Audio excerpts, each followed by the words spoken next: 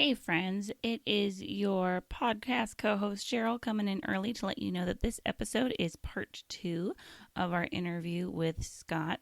So you're definitely going to want to go back and listen to part one if you haven't already, because we jump right in the middle of his travel story. It's such a fun story to continue. I hope you enjoy it. To India and Ireland, round Africa and back again. We don't really need to know just where we'll go.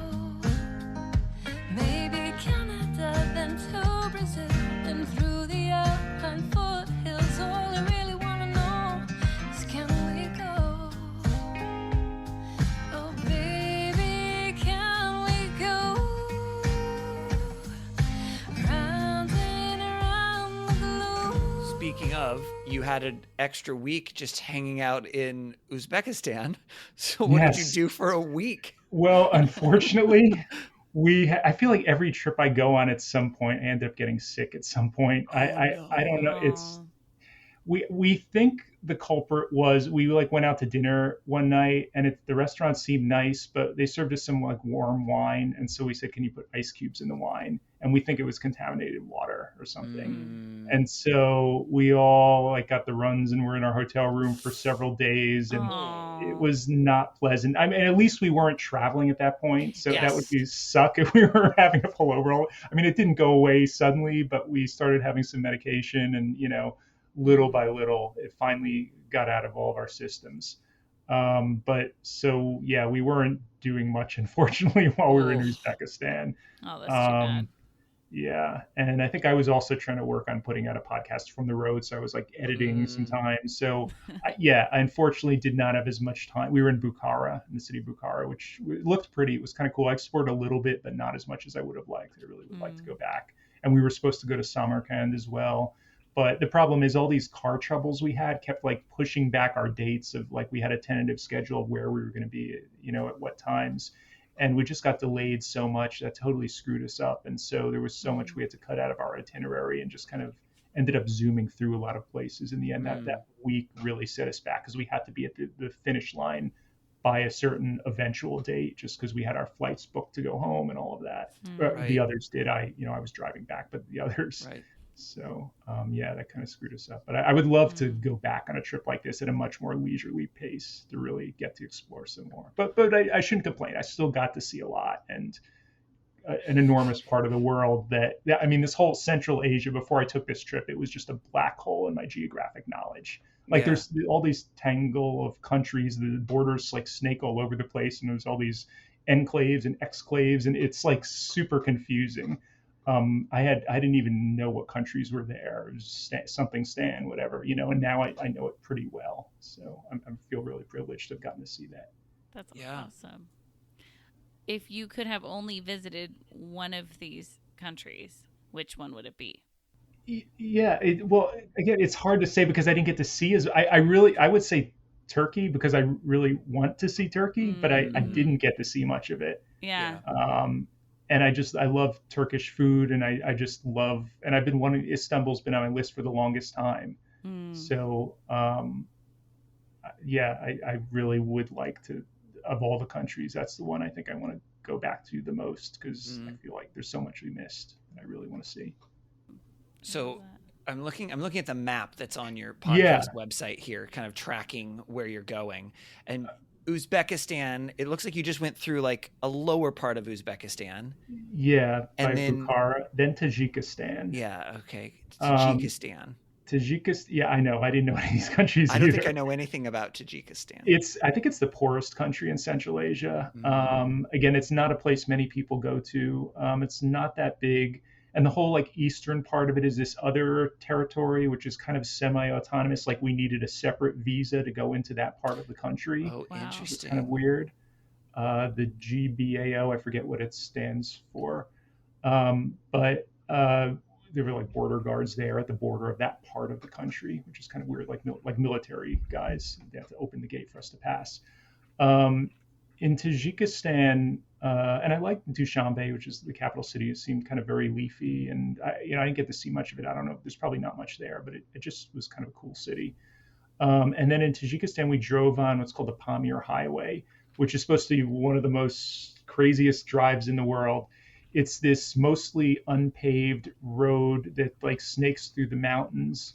At one point, we're driving right across the river from Afghanistan for like several days.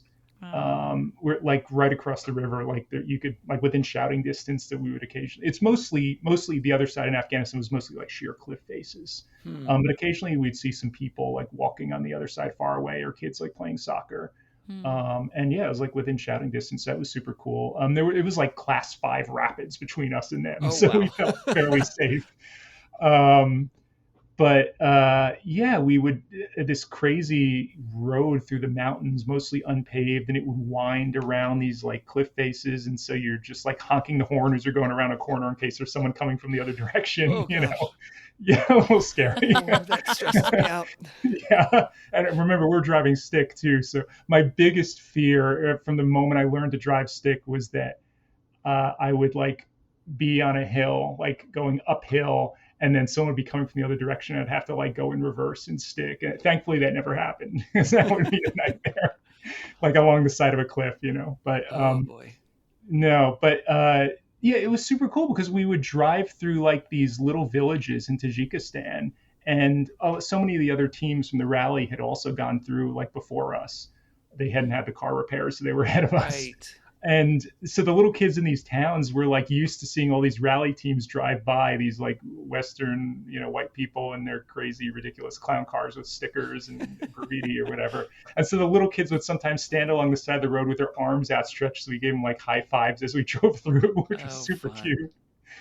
Yeah, I remember the first night on the Pamir Highway where, you know, we said from the beginning, like, this is right across the river from Afghanistan, so we want to make sure we're safe. We don't know what the situation is like. Is there like Taliban? And, you know, and actually a few years after we went, like some Western tourists, you may have heard, like some bicyclists actually ended up getting killed on the Pamir Highway. There were like some Taliban people or whatever, which is a really rare thing in Tajikistan, but some people like found these bicyclists and like rammed them with their cars and like killed them, which is, it was all in the news everywhere. It's crazy. Wow. But that's not a common thing in Tajikistan. That was kind of a weird, you know, circumstance. But so, you know, so we didn't know what the situation was like. We were kind of nervous, and we just wanted to be safe. So we said we're just going to take it slow. We're going to try not to drive after dark. We're, you know, all these rules we made. And then because of all our car repairs, we got put way behind time. We were afraid our car was going to break down. It started to get dark, and we're like in the middle of nowhere. And it was like, this is exactly what we didn't want to do. And we're getting kind of nervous. And then just out of nowhere, like a mirage, we come up to this like house on the side of the road. No other buildings or anything around. It was like a truck stop, or like these people lived there, and they were like repairing some trucks, and it was like a little restaurant thing. Oh, wow. And we ended up spending the night there. Like they had these like outdoor, it's weird. They do this thing, and like they also have something similar like in Iran and some of these countries where it's like, it looks like a wood, like a metal, like a bed frame. They have all these things like outside. And so there's like boards on it or whatever. And so you like sit cross-legged on top, and that's like your table. So there's not a table. You're like sitting on this frame thing. And so that's where you eat. And then you also like lie down on it, use it as a bed afterwards. Wow. And so we just like slept outside in our sleeping bags under the stars there. We were a little nervous. We're like, okay, Afghanistan's like right down the hill and across the river.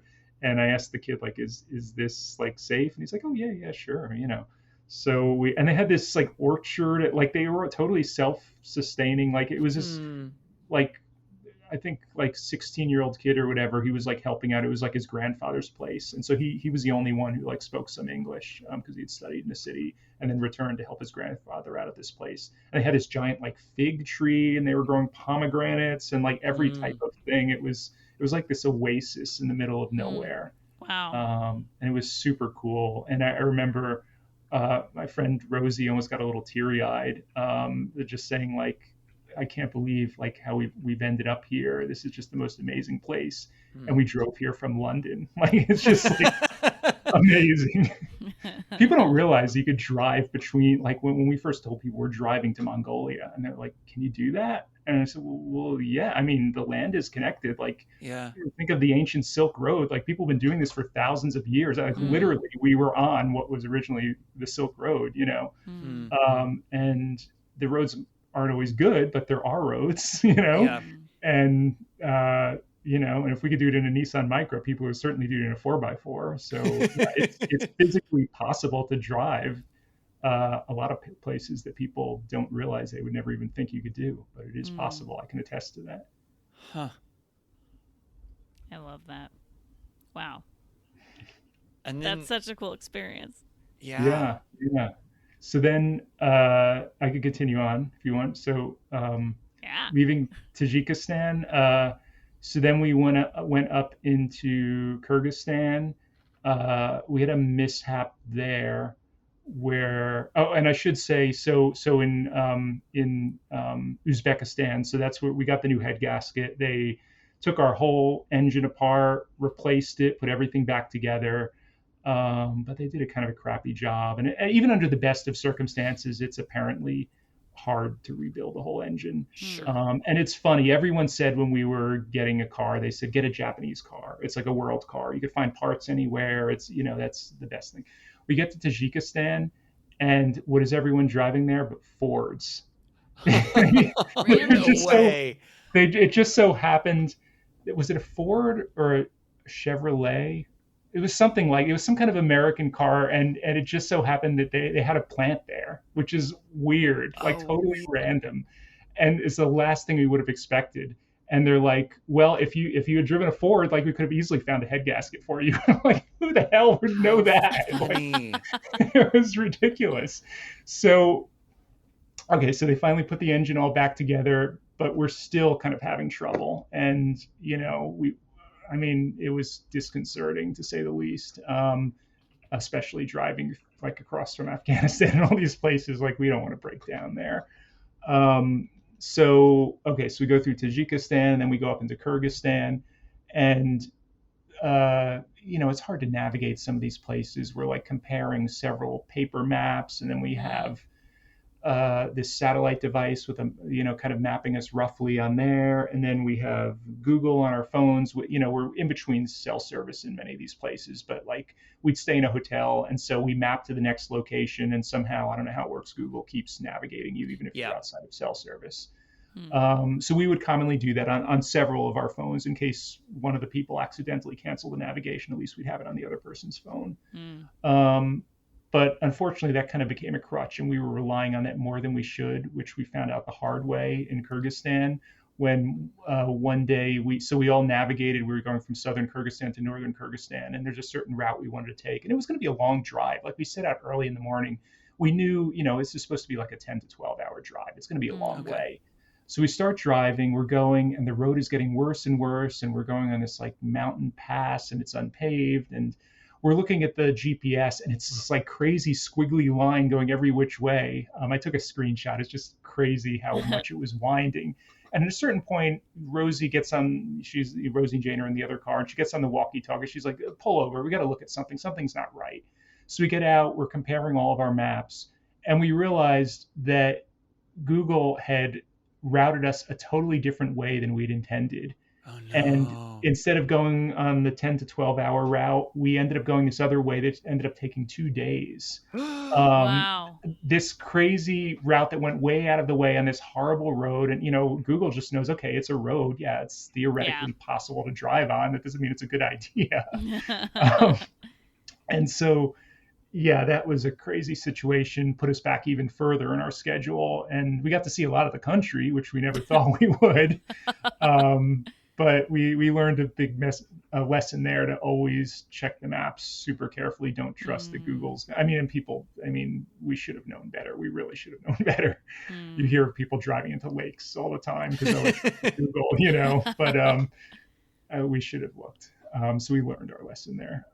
So unfortunately, we didn't get to see as much of Kyrgyzstan as we would have liked because of that. But you saw a totally different part of Kyrgyzstan. We saw a whole different part of it. Lots of wild horses everywhere.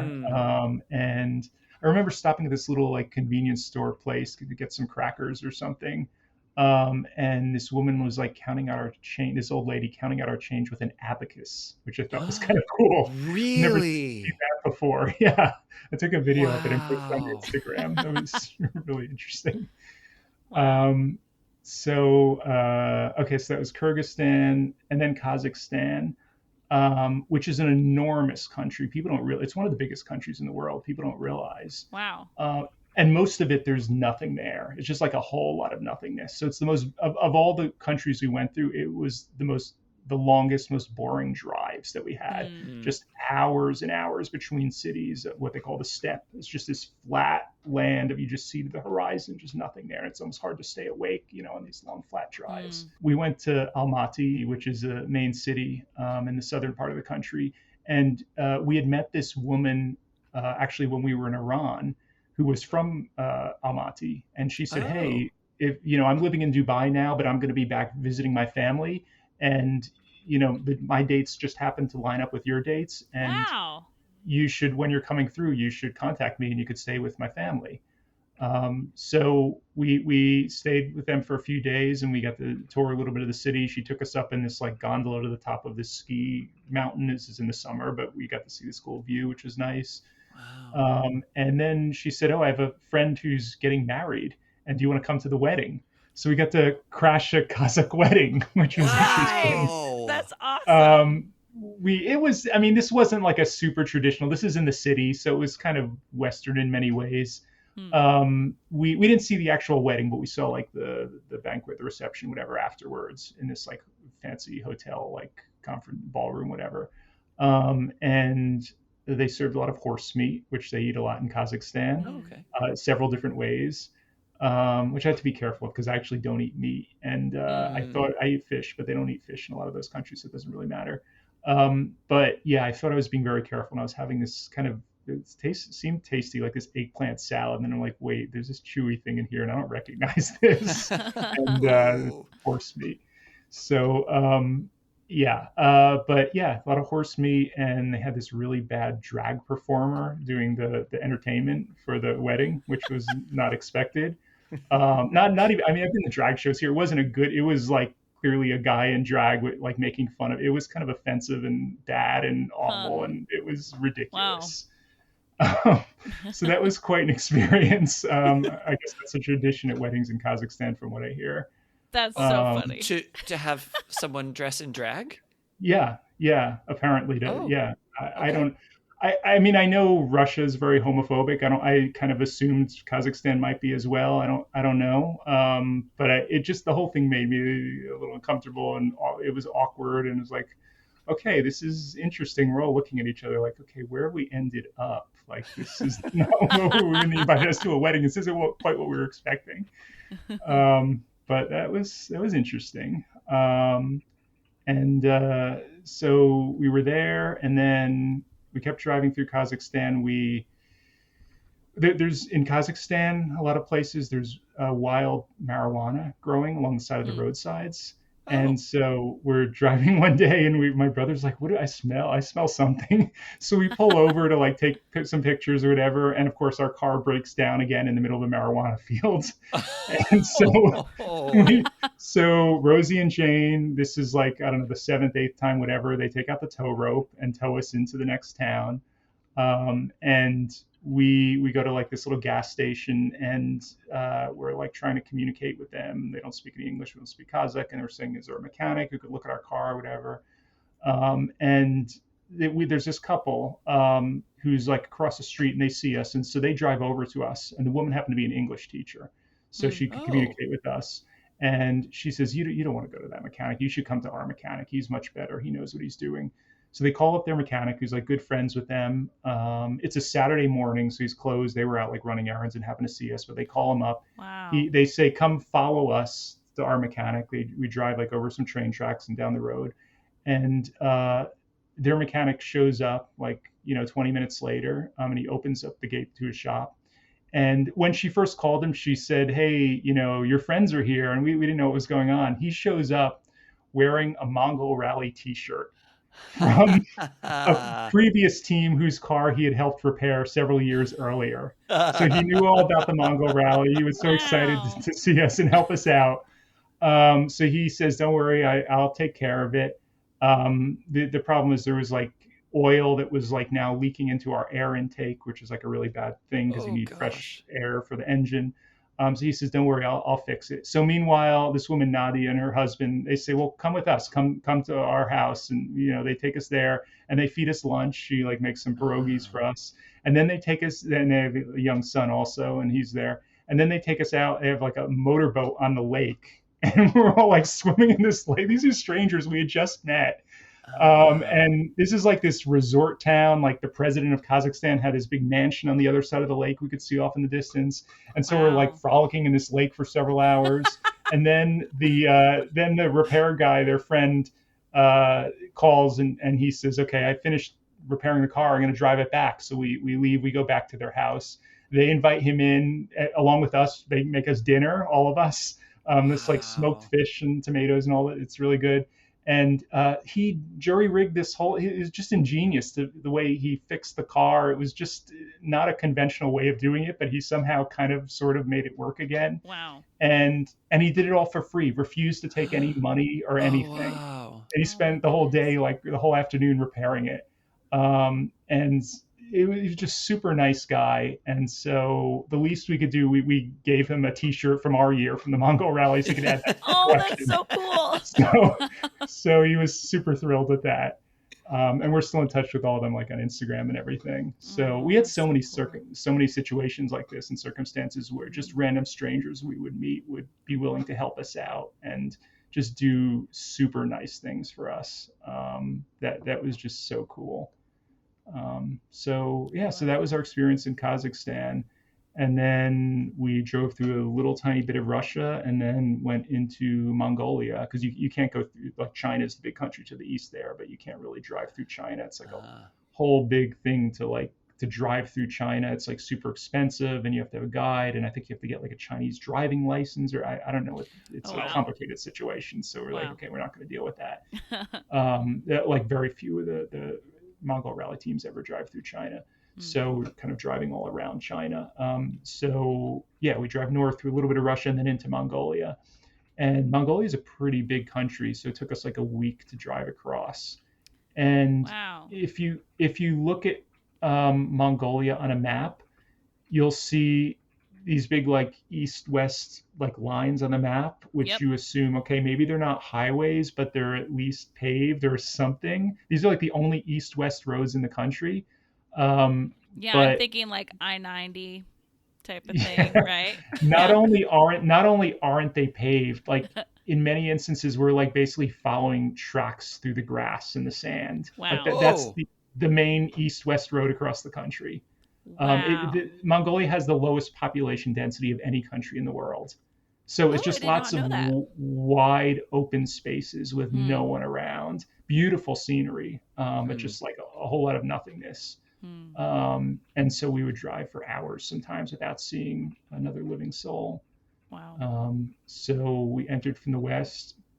We heard there's basically the two main routes, a northern route and a southern route. We heard the southern route was a little bit easier. And considering, our car and the challenges and just the fact that we had this little tiny car, we figured, okay, let's do the southern route.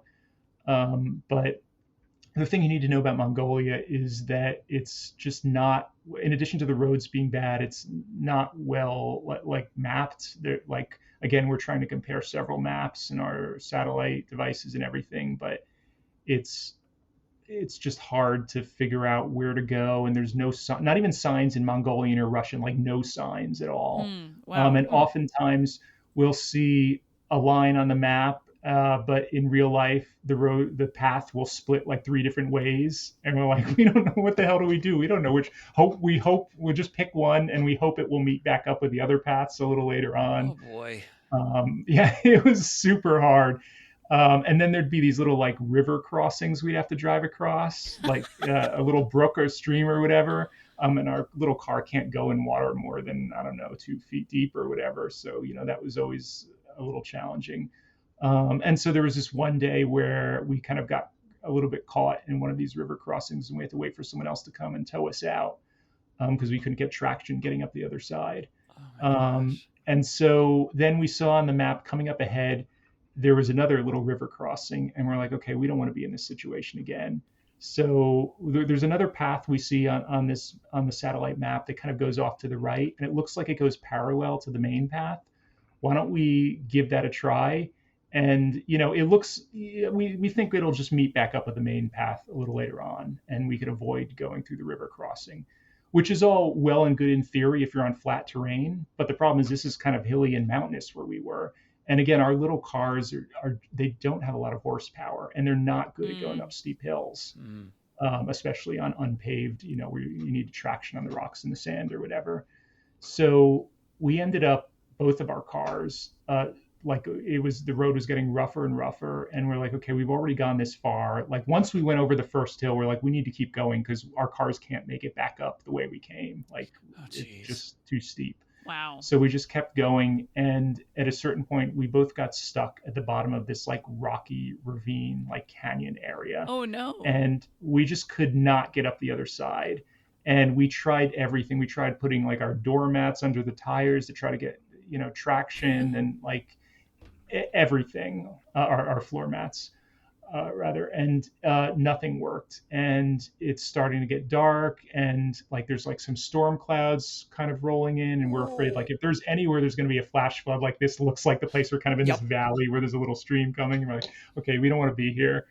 And there's no one around for miles and miles. We like went up to the top of the hill and looked around. We saw this little, what they call a gur. It's like a yurt, basically, like way off in the distance. But, when you're looking, if you've ever been to like the Grand Canyon or somewhere, like distances can be super deceiving. Oh, yeah. And we're like, we momentarily thought, should we try to walk there? But we don't know how. For all we know, that could be 20 miles away. Like, right. We don't. And even if we get there, we don't know that there's going to be anyone there. Like that, that's really not an option. So we saw this little, like, first what we did was, thankfully we had this like satellite device that we brought with us where we could send like texts by satellite. And so we contacted a friend back in the UK, our friend Jane, who was with us on the trip, her partner, Tim, back in the UK. And we texted him our situation, and the satellite, he could also see, it pings a satellite every 10 minutes or whatever, so that people back home could like follow our journey, see where we are, see our GPS coordinates. So he could see right where we were. And he's looking at the map. He says, "Oh, I could see you got off the main path like half an hour ago." And we're like, "Well, duh! Like we know that. we need some help here. Is there any way you could like find a tow truck in the next town in Mongolia?" And I was like, "How the hell do I do that?" He doesn't speak the language. They're not very well connected on the internet, or So he ends up contacting the American and the British embassies in Ulaanbaatar, the capital of Mongolia, like on the other side of the country. And they get in touch with us by texting back and forth, and they say, okay, we'll send some people to come help you out. Meanwhile, there's this abandoned building, like this stone hut at the top of the hill, and it's starting to get cold and dark, and these storm clouds are rolling in. So we leave our cars, where they are stuck. We lock them up. We put it like, we can't speak the language, so I make this ridiculous hand-drawn like map of, here's the car, here's like a little stick figure here, we're at the top of the hill if you're looking for us. And oh my goodness. And so we go up into this hut, and we like there's like boards on the windows, so we kind of break them off. We go inside to kind of seek some shelter, and we actually set up a tent inside to kind of warm up a little bit. And we have this little stove, so we heat up some soup and some tea, and we're in there. And thankfully, my brother and I step back outside. The storm clouds actually start blowing away, so we're past that, but it's still starting to get late in the afternoon. It's going to be dark soon. And then after not seeing anyone around, suddenly out of the middle of nowhere, this guy comes up the hill, like this local nomadic Mongolian herder guy, whatever, comes up the hill on horseback, pulling another horse on a rope behind him. And of course, he doesn't speak any English. We don't speak any Mongolian, but we do our best to communicate. And he had this little like leather, bag over his shoulder. We were joking that probably in that little tiny bag, he's way more prepared for anything that could go wrong than we are with our whole car full of gear and everything. And so the best we could figure out, again, it was a language difficulty, but the best we could figure out through communicating with him, it appeared that this like little hut that we had broken into either belonged to him or he was planning on sleeping there that night or something. And here we were like squatting in his house or whatever. So which was super awkward. So we tried to be as nice as we could. We like invited him into his house and like gave him some soup and some tea. It was really weird. And then he kind of went on his way. We never quite figured out what was going on there. And then, so we went eventually, we got this text from the embassy and they said, okay, the rescuers are nearby. So, be by your cars and tell us like some landmarks so they could find you and like come up with a plan to like create a signal or something. We're like, we're freaking out. We're like, wait, are they coming by helicopter or something? Like we all started freaking out. Like, are we going to get a bill for like $100,000 or something? Like, wow. We started freaking out. We later found out that actually, apparently the embassy said there's actually no air support in the whole country of Mongolia. So we didn't have to worry about that. There you go. But we didn't know at the time. And they texted back. They're like, no, it's like a team of guys in a truck or something. So we go back in our car and we're waiting, and then like we're waiting, and then half an hour later, they're like, oh wait, they tried to find you, but they couldn't find you. And it turned out they were like using a different GPS system than we were something. So they were like spending hours driving around and couldn't find us. So then the embassy dispatched another rescue team from another town on the other side. So we got two teams from different towns searching for us at this point. Oh my gosh. And we're like, we had gone back in our cars. We'd been hoping to like, in case there's a flood or something. So we're back in our cars, like in the middle of this little stream, like stuck there. But we're like, okay, it's like, we're over a mile high. So we're getting out of breath, just walking up and down the hill, and it's getting cold and late, and we're not going to go back up to the hut and set up our tents again. We'll just stay in our cars. Hopefully everything will be fine. We're in there. It's totally dark by this point.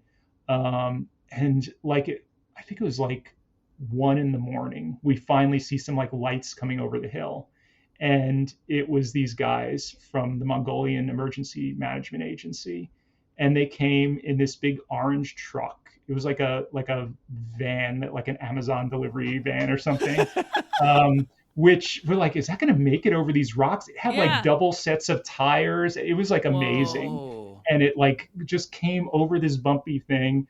For some reason, drove right past Rosie and Jane, who were behind us, and drove up to us, which really pissed them off. They're like, what about us? They come up to us. Again, we don't communicate with it's hard to communicate with the language barrier, but at first they're like trying to help us like push the car out, and we're trying to tell them we already tried that. Like we wouldn't have called you if we had, if it was that easy. They finally realize, okay, this isn't going to work, and we're like, you should have just attached a tow rope at the beginning. They finally get around to that. They don't even know where this area is because they're from the next city, which is like an hour or two away. And they don't know, these roads aren't mapped very well. It's like this little dirt path in the middle of nowhere off the main road. So first they say, just wait here. We have to drive ahead to see where this road even leads. Does it go back to the main road? Like, we don't know. So we didn't understand what was going on because of the communication barrier. So at a certain point, they just leave us and drive off. I'm like, wait, what the hell? You left us here. And finally, like half an hour later, they come back and we realize, okay, that's what they were doing. They were checking where the road goes. So they realized, okay, we could continue the way we came. So they finally managed to tow us both out. And then they wanted to they towed us up the hill. And then they're like, okay, bye. I'm like, wait, you got to bring us back to the main road. You can't leave us here. Like, we don't want to get lost again or stranded. Like, we're begging them. And they say, well, he points in his car. He's like, well, we're almost out of gas. They had spent so many hours searching for us. Like, they almost ran out of gas. Oh, God. So we had to give them some of our gas. We had like spare gas tanks. So these are the rescue team. We're giving them gas. Oh my God. So we're begging them. They finally tow us back to the main road. It's like 2:30 in the morning by this point, complete darkness, all these horrible roads. That's why we're saying we don't want to be driving on this horrible road in the middle of the night by ourselves and get lost. You need to bring us there. So they finally bring us there. I had like $100 bill. I was going to give them. They don't take anything. I guess they couldn't take anything because they're like a government agency or whatever. And I guess Mongolia is not as corrupt as some of these other countries we went through. So refused to take anything. They're like, you already gave us gas. That's enough. So we gave them like some water and some peanuts or whatever. Super nice. We said goodbye to them. We're back on the main road. We're like, okay, we're not going to keep driving in the middle of the night. Like we're going to sleep in our cars here until daybreak, and then we'll continue in the morning. So it's like 2:30 in the morning. We were like in our cars. We get as comfortable as we can, cramped up in these little cars. The guys drive back, off to their town. They've still got like a hour or 2 hour drive back to where they have to go. So we doze off. Half an hour later, we see some bright lights coming and we see the orange truck again. And we're like, wait, what's going on? They came back. No, it turned out it was the other rescue team that was looking for us from the other town. Oh, no. And they hadn't been able to communicate with the first rescue team because there's no cell service. So they had no idea that we had like already been rescued. And they're like, we'll rescue you. We're gonna take you to the next, and we couldn't communicate very well to explain what had happened. And we're like, we really didn't want to keep driving in the middle of the night, but they came all the way out here to find us. They're going to escort us. Let's go with them. It's a good opportunity to, at least we'll know where we're going. We won't get lost. So it's like 3 a.m. by this point. We start going. We're like trailing them. I've noticed in some of these countries, people are not very good at like leading other people, and like they just like. They're driving like way off to the horizon, and we're like, "Wait, you guys got to slow down. We're trying to keep up with you," And at a certain point, like my brother and I are driving, and something's like kind of rocky, and like something doesn't feel right, and we're like, "Okay, wait, we need to stop." And we get out, and we thought we had a flat tire or something. Turned out the back passenger side tire. So this is the other side because the steering wheel's on the right, so the passenger side. The left side. Yeah, I know. So the back tire was totally bowed in at like a 45-degree angle. We had like broken not the axle, but I think they call it the wishbone or something. In retrospect, I think there were some issues with the car from the very beginning when we first bought it because there was some like rust on the bottom, and we thought we got it taken care of at the mechanic when we first bought the car in the UK. But I think structurally it was maybe always a little bit compromised, and it didn't help. Like when we were in Iran, like the roads in Iran, they have these like speed bumps. We're used to speed bumps here that are like painted bright white or yellow or something, so you see clearly, or there's a sign you see it's coming up. In Iran, like several times we'd be driving, after dark, like 40 miles per hour, and suddenly there's a speed bump right ahead of us, and we hit the speed bump at like 40 miles an hour and go flying over it like Dukes of Hazzard style. And that I'm sure cumulatively that had a really bad effect on our car. Yeah. So by the time we reached Mongolia, it was just like, okay, I can't take anymore. And the back just gave out. And so it was bowed in at an angle, and then from the tire rubbing against the inside, in addition to that, it was like a total tire blowout as well. And these guys who were supposed to be following, they were like way beyond the horizon by this point. After like 20 minutes, they look in their rear view mirror and realize, okay, they're not behind us anymore. So they finally turn around and come back to get us. Oh no. And they're looking at that. We like jacked up the car by this point. We're looking at it like, okay, we can't. I mean, it's not just a flat we're fixing. Like this is totally bowed out. Like we need to be towed. So we like drawing out hieroglyphics on our dirty windshield or whatever. We're able to communicate with them like, okay, just leave us here. Send a tow truck like first thing in the morning, like 7 a.m. or whatever, to come get us and tow us to the next town. And they agreed to that. So tow truck comes early the next morning. The tow trucks in many of these countries they're like flatbed trucks, but the back of the truck doesn't go up. So in order to get the car and the truck, they need to find a place where the side of the road is lower than the road itself. So you could just drive the car onto the truck. Okay. How common is it that the side of the road is that low? Twice we had to be in that situation where we had to be towed. And they like get some boards and prop up like a board to drive on from the side of the road to the truck to like bridge that little bit of a gap with some tires propped underneath to like, so you're driving across. It's totally ridiculous. Wow. Okay. Well, So all right. it's amazing how they do things in some of these. And actually, in Russia, uh, their situation there was, I guess, more advanced but more backwards, as you might expect from Russia. There, that we saw one of the other teams who actually got towed to the finish line, and in order to get their car off of the flatbed truck, it was actually a crane on the tow truck that attached it to the seat belts, which they put out through the windows. I didn't know seat belts are this strong. The crane is like pulling the car up by its seat belts on either side. Oh my goodness. We're like petrified, like they're going to snap at any moment and the car's going to come crashing down. But no, the seat belts somehow held the weight of the car. It was incredible. Oh my goodness. Wow. They picked up the car and gently put it down next to the tow truck. That was an amazing scene. So all you need is a flatbed tow truck that reclines. Like it's that simple. Apparently. They haven't made it to that part of the world, I guess. Okay. All-righty. I mean, it works, right? They got it done. Who knew seatbelts are that strong? Okay, so that's pretty much the end of the story. We got towed to the next town. We got our wishbone axle, whatever, like welded back together. A few days later, we broke it again. They had to just beyond the weld, so they had to weld it a second time. Oh my goodness. And after all of this, we finally got to the finish line. Let me actually hold on. I'm going to pull up on Instagram. I have the list of all of the mishaps. I posted a photo at the very end when we finally made it to the finish line. So it took us 52 days, so about 7 weeks to finally drive, the whole 11,000 miles to the very end. So we crossed from Mongolia into Ulan-Ude, Siberia. And here we go. So it was 11,000 miles, actually 53 days, 18 countries, 10 mechanics, 7 tows, 2 broken axles, 1 blown head gasket, a busted radiator, a broken drive shaft, a tire blowout, and an emergency extraction. And we finally made it to the finish line. Wow. And a partridge in a pear. Yeah. That's true. You could basically make a song out of that. Yeah. Oh my gosh. Yes. Wow. So so many stories to tell. It was such a crazy experience. And then I drove all the way back.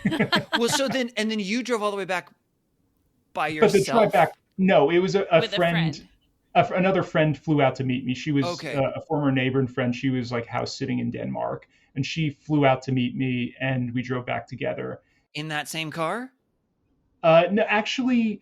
So here's how it works. You can't leave the cars just in Russia at the finish line, because then you got to pay import duties or whatever. So this is one of the few things that the organizers of the event helped us with. We drove the cars you could either people drove cars back, or you could drive to a railhead and you'd stick the car like on a train or like in a lot, and then they take it on the train, and you just need to get the car back to the EU somewhere. And then they made arrangements like with a junkyard in, I think it was Latvia or Lithuania, and they junked the cars there. So we actually said goodbye to our car there. We left our car at the railhead to get shipped back to the EU. And I actually drove back our friend Rosie and Jane's car, because Jane lives in the UK and wanted to keep her car. And so I said, okay, I'll drive back your car. Which was probably a better idea anyway, because they had very few mechanical problems. They were very lucky with their car.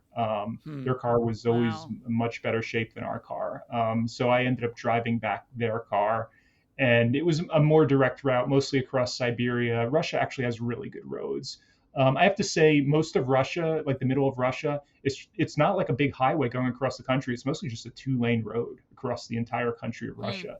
Wow. And it's not always direct, like you got to drive way out of the way. And it's usually, for me, like if I'm going on a big road trip, I feel like I try to do maybe not more than like 8 hours a day or whatever. Most of these big cities in Russia, they're like 10 to 12 hours apart. So there's a lot of long days of driving.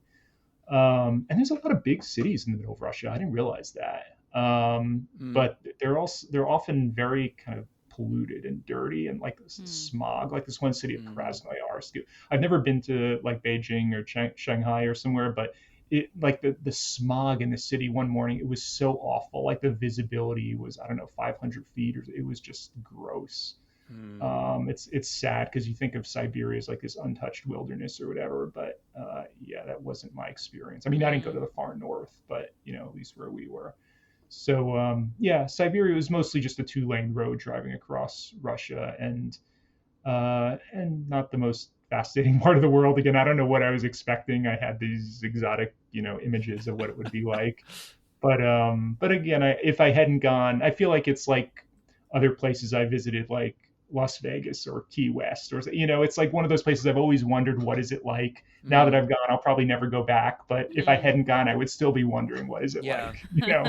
Yeah. So I'm glad I did it, and like I said, I got to go to Tuva, which is a really fascinating place in southern Russia, which it's a very different culture from most of Russia. The people almost looked Mongolian, and they do this throat singing thing there, which is really interesting.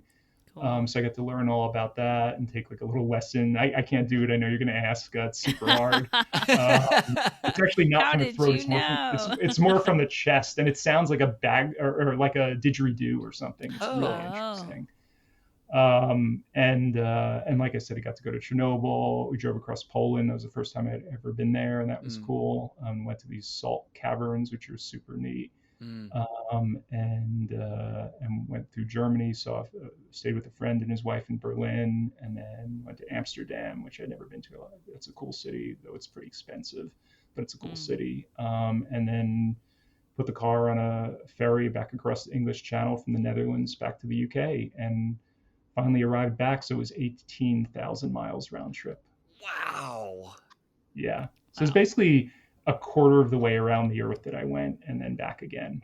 So, well, and then back again. Yeah, a long way. That is some trip. Well, thank you for sharing about this trip with us. We have a couple questions for you to kind of wrap up this story nicely with a bow. The first is based on the title of our podcast, Take Me With You. If you could take us with you to just one thing on this entire trip, what would it be and why? So from this trip, or okay, I guess I'd have to say the gates of hell in Turkmenistan, just because it's such an otherworldly place. And I think there's a few other places in the world like that, but it's a rare phenomenon, and it's really, really cool. Yeah. Nice. Works for me. Yeah, that sounds awesome. And what's your next trip? I had a big trip planned for last spring, which got canceled, of course, because of COVID. So I really hope to reschedule that at some point. I was supposed to go to Morocco, which I was really looking forward to. And then I was actually going to fly to this film festival in a refugee camp in the middle of the Sahara Desert in southern Algeria. It's right across the border from Western Sahara, which is like this disputed territory, which is kind of hard. I guess you could go there, but if I want to do journalism or something, or do a story for my podcast, it would be very hard to do that. But there's a lot of these people, they call them the Sahrawi people, I think, who are from Western Sahara originally, who live across the border in southern Algeria in this like refugee camp there. And it's this film festival that takes place every year there. And Algeria apparently can be a bit of a sketchy country to go to, but this film festival has been going on for a number of years. It's like some Spaniards who help organize it. So you actually take a chartered plane with the whole group going to the film festival from Madrid. You fly down there. Oh, that's cool. Yeah. And so they've been doing it a number of years. Obviously, they had to cancel it because of COVID, because the last place you want to potentially spread a pandemic is in a refugee camp. So I'm really looking forward to whenever that's eventually rescheduled to go there. And then the third part of my trip, I was supposed to then fly down to South Africa, which I love. I was in Cape Town years ago. I love Cape Town. It's a really cool city. And I was supposed to go to Africa Burn, which is like Burning Man in South Africa, which sounded interesting, at least in theory. I don't know, maybe it would just be a bunch of naked people on drugs running around, and maybe I would hate it when I got there. I don't know, but at least the theory of it sounded cool. So I don't know. Maybe I'll go to that at some point as well. A film festival in a refugee camp sounds like a weird, like, improv premise. They're like, give me a location. Give me. And do you have any travel questions for us? What are the coolest places I feel like you've all discussed all these things on your show before, but Probably. What are the coolest places you two have been? Define cool. Or most memorable, or your favorite, I guess. Oh, so many cool places. Well, so I apologize to our regular listeners because they know, and Cheryl knows exactly what I'm going to say, but because you might not. Have you, Scott, been to Slovenia yet? I have not. Oh, you've got to go to Slovenia. Slovenia is beautiful. And a lot of it still hasn't been really that touristed yet. It's been growing. It's kind of on more people's radar now than it was. But I have a lot of friends who live there. I've been there a bunch of times. It's just a gorgeous, beautiful, beautiful country. There's the city, the capital city, Ljubljana, is the main center was designed, and I don't remember his name, but the same architect who did Prague. And a lot of the buildings in Prague. And so, I mean, it has that big European city feel, but it's not big. It's small. And the locals there will talk about how pretty much anytime you go through, kind of the downtown Ljubljana area, you will see somebody you know. And I have actually experienced that, and I don't even live there. And so just to kind of give you an idea of the feel. So I would highly recommend anywhere in Slovenia if you have an opportunity. Go to Slovenia. Cool. What about you, Cheryl? Spain is my favorite country, which I've shared about a lot, but I'm trying to think about, like, knowing what you are interested in. I would say that within Spain, going up to the north coast, have you been there? I've been to Barcelona several times, and I've been down to Valencia, which is a really beautiful city. Oh, it's gorgeous. I went to the Tomatina a few years ago, the tomato fight. Have you heard of that? No, what? It's super cool. It takes place around like our Labor Day, like end of August or beginning of September, and it's this giant tomato, because it's the end of like the tomato harvest. They have all these overripe tomatoes, and this little village called Buñol, I think, which is kind of near Valencia. Okay. And yeah, just the streets are like overrun with, like, they have dump trucks that back up and they dump giant piles of tomatoes, overripe tomatoes. And you go and you wear goggles and, bring your GoPro in a waterproof housing or whatever, and you have this crazy tomato fight. That's really crazy. So fun. And then my other experience in Spain was just like on a school trip back in high school, where we went. We saw some of northern Spain. Then we saw San Sebastian, which I remember being really beautiful. I'd love to go back there. Yeah. But yeah, I don't have really vivid memories. We went to the Salvador Dali Museum in Big Figueres, I think is the name of the place. It's right near the border of France. Yeah. But where were you going to recommend specifically? Well, close to San Sebastian, not too far away, is a little old fishing village called Mutriku, and it's probably one of the most unique places in Spain I've been to, and it doesn't look like Spain as much, which is interesting, and it's just on the side of this hill, but it's like it has that like feeling of modern and old. It's like an old whaling village from a long, long time ago, but then they're also like pretty like up to date. Like some of the architecture is a mixture, and the food is amazing, and it's really small and just kind of a unique place. So that was a really fun place to go to for sure. Very cool. Yeah. There's so many different regions of Spain. I guess France as well, just the Basque territory, all the different cultures within the one country. Yeah. And I'd love to like really explore more. I've also actually, I should say, I've been more in southern Spain. I forget, what do you call that region? I'm totally blanking. Have you gone to like Seville or I've been or to Gibraltar? I haven't been to Those- Gibraltar, no, okay. but I've been to Seville. I've been Uh-huh. to or Sevilla. Hmm. I've been to There's Granada, Cordoba. Granada. Uh-huh. Yes, right. Those three. I'm Yeah. sorry, I'm totally blanking. Granada, Cordoba, and so I saw the old, everything in Cordoba, the old bridge, and there's the old mosque.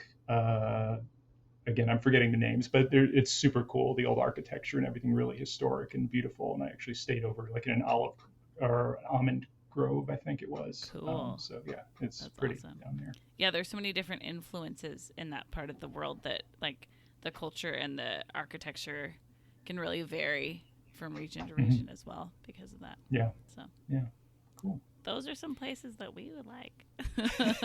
Awesome. We're going to go ahead and move to the last segment of the podcast called Wish You Were Here. During this segment, each of the three of us is going to highlight a travel attraction from the places that we've been. They think are really cool. Maybe we'd, grab a postcard or snap a picture and say, "Wish you were here." Cheryl, what would you like to do for your Wish You Were Here? I want to share about the Broadmoor Hotel in Colorado Springs. Have either of you been to Colorado Springs? No, it's where the Yes. Air Force Academy is, right? I think. Yes, I think that's I correct. think Yeah. so. I've not been there. Yeah. Okay. Ryan, you've been there. Not to the Broadmoor, but I've been to Okay. Colorado Springs. Yeah. I haven't stayed at this hotel, but my feeling with nice hotels is like I don't necessarily want to spend the money. However, it can be so fun if it's like a really cool building to go and just walk around or like eat at a restaurant there, or kind of enjoy the grounds. But this is a historic hotel, and so the building and the grounds are gorgeous. There's a ton of cool restaurants there. I actually shared about one. I was looking back. It's like really early in our podcast, called the Golden Bee. That's like a British pub feeling, and they throw these little like bee stickers at you and sing songs, and it's awesome. That's right. I remember But, you talking about that. It is gorgeous. It's really big. I was even looking at their website, and they have all sorts of like different types of accommodations, and but I would say go there. If you like staying at nice hotels, maybe stay there, but just go there, walk around, and enjoy like a gorgeous building. So, yeah. Awesome. Thanks, Cheryl. Mm-hmm. Scott, what would you like to do for your Wish You Were Here? So, I think the three coolest experiences I've ever had are Chernobyl, which we mentioned, going dog sledding in Alaska, and then the third one I'm going to highlight is going swimming with sea lions off the coast of Lima, Peru. Super cool. I just found it through like an Airbnb experience when I was in Lima. Again, I was in Lima for like 4 weeks, and so I was looking for kind of more interesting things that people might not know about. And there's these islands just a little bit off the coast of Lima that are uninhabited. And so there's like some wildlife there. And so you take a boat out for like an afternoon or whatever. And these islands are like inhabited with thousands and thousands of these sea lions. And you come up on the boat and you're seeing them, and they're super loud and they're super stinky. But You're really selling this. It's one of the coolest things I've ever done. You actually, and the water, I was there in October. Okay. And so the water was kind of chilly, so it'd probably be better in the summer or spring or whatever. Or no, I'm sorry, they're south of the equator, so I guess, but it's, I don't know, it's not that far south, so maybe it doesn't matter at the time of year. Maybe the water's always cold.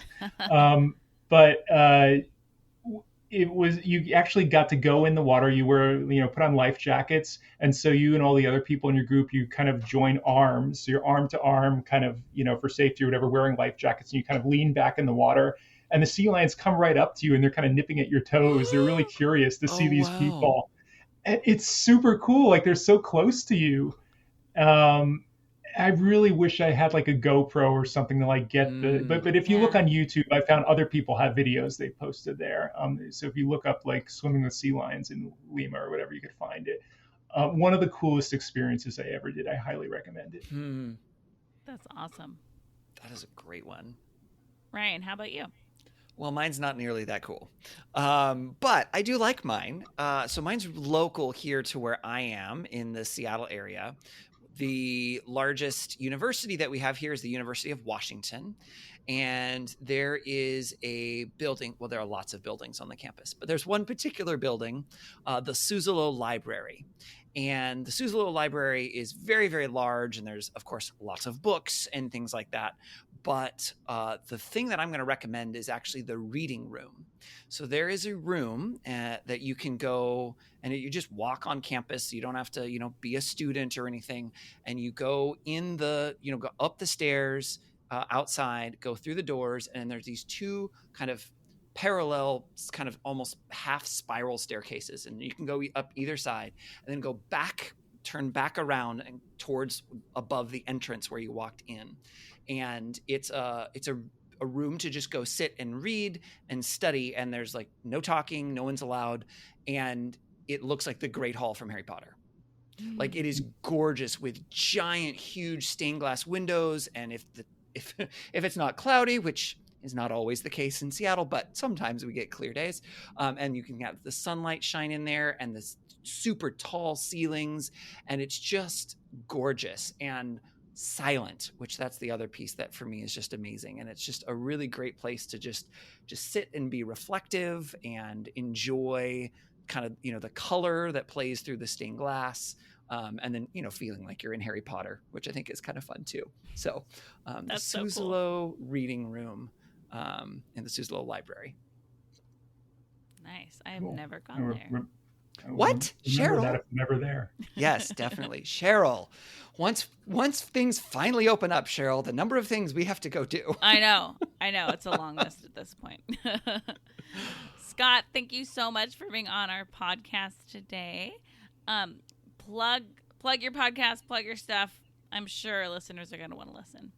Sure. If people enjoyed hearing my crazy stories, I actually documented the whole thing. Like I recorded 65 hours of tape on this whole trip. Oh, wow. And so you could actually listen along to like the first season of my podcast and hear everything like as it's happening along the way as we break down and I forgot to tell that, pay bribes to like get out of a ticket in Tajikistan where the cops pulled us over and they're trying to give us a ticket for speeding, but they just aimed the radar gun at another car and tried to say it was us and, tried to make us pay. And we eventually got out of it by giving them a bottle of vodka. So I've got this all on tape. So you can hear it all on the first season of my podcast. The show is called Far From Home, and you can check it out wherever you find podcasts or on my website, farfromhomepodcast.org. Awesome. Excellent. We would love it if you would all follow us on social media. We are at Timweek Podcast. That's at TMWY for Take Me With You Podcast. We are on Facebook and Twitter and Instagram. You can also email us at timweekpodcast@gmail.com. Send us suggestions of guests we should have on, topics we should cover, and tell us about the time when you bribed a police officer. You can also call us and leave us a voicemail at 406-763-8699, or if it's easier to remember, 406-POD-TIMWE. We would really appreciate it if you would rate and review our podcast to tell other people what you think about it. Subscribe to make sure that you don't miss an episode, and share about this episode on your social media so more people can hear about this amazing cross-continent road trip. As always, thank you to Beth Reed Miller for the awesome artwork. You can check out more of Beth's artwork at Beth Is Something, including a new comic series she's writing, which is very exciting. And thank you to Erica Corbin for the use of her song Round the Globe. You can listen to Erica's music wherever music is sold or streamed. Scott, thank you again for coming on the podcast and sharing about your amazing adventures. Thank you so much for having me. Yay! That's all we have this week. So until next time, remember to take me with you. Take me with you. Can we get a sailboat chasing down the sunset as we float round and round the globe? Salty air and balmy nights, guided only by